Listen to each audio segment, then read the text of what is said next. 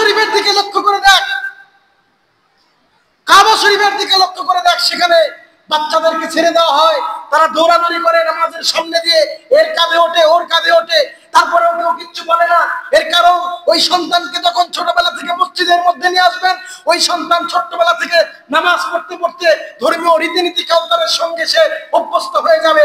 এর ফলে মসজিদকে ভালোবাসবে, আল্লাহকে ভালোবাসবে, রাসূলকে ভালোবাসতে শিখবে। আর যখন যেই সন্তানটা মসজিদে আসবে, সেই সন্তানকে যখন আপনি ধমক দিয়ে বলবেন, এই বেটা, এই সন্তানকে, ছোট্ট বাচ্চা কথা বলতে পারে না, তাকে কেন মসজিদে নিয়ে আসছিস, ওর কারণে নামাজের ডিস্টার্ব, এইরকম করে যখন তাকে ধমক দিবেন, মসজিদ থেকে যখন তাড়িয়ে দিবেন, সেই সন্তান মনে মনে ভাববে যে মসজিদে যদি যাই তাহলে আমাকে ধমক খেতে হয়, অতএব মসজিদে যাওয়ার দরকার নাই। ওই সন্তান তখন ওই যে বন্ধু বান্ধবের সঙ্গে উল্টাপাল্টা কাজে, উল্টাপাল্টা কর্মে লিপ্ত হবে।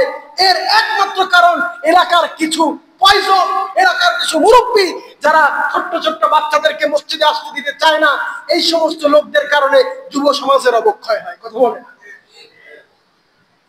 নবী করিম সাল্লাল্লাহু আলাইহি ওয়াসাল্লাম যখন নামাজ পড়তেন, তার নাতিরা তার কাঁধের উপরে বসে চাপতো, যতক্ষণ না পর্যন্ত সেই বাচ্চা কাঁধ থেকে না উঠতো, উপর থেকে না উঠতো, ততক্ষণ পর্যন্ত নবী করিম সাল্লাল্লাহু আলাইহি ওয়াসাল্লাম সিজদা থেকে উঠতেন না।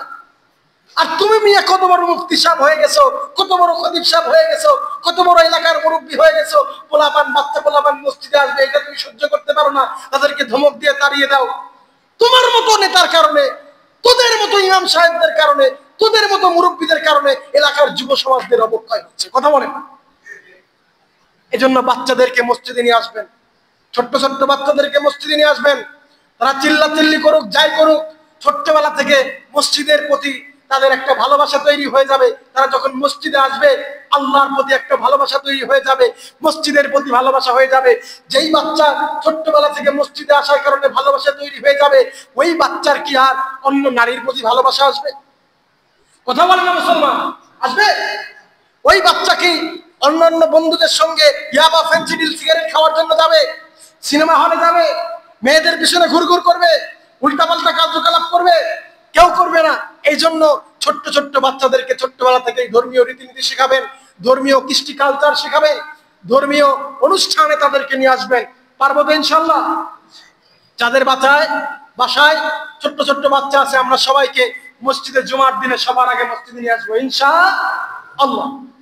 এবার আসেন 3 নম্বর যে কারণ, সেটা হচ্ছে উপযুক্ত শিক্ষাদানে মা বাবার ব্যর্থতা। সন্তানকে উপযুক্ত শিক্ষাদানে আমাদের প্যারেন্টসরা ব্যর্থতা অর্জন করেছে। সেই ব্যর্থতাগুলো কি? সেই ব্যর্থতার অন্যতম কারণ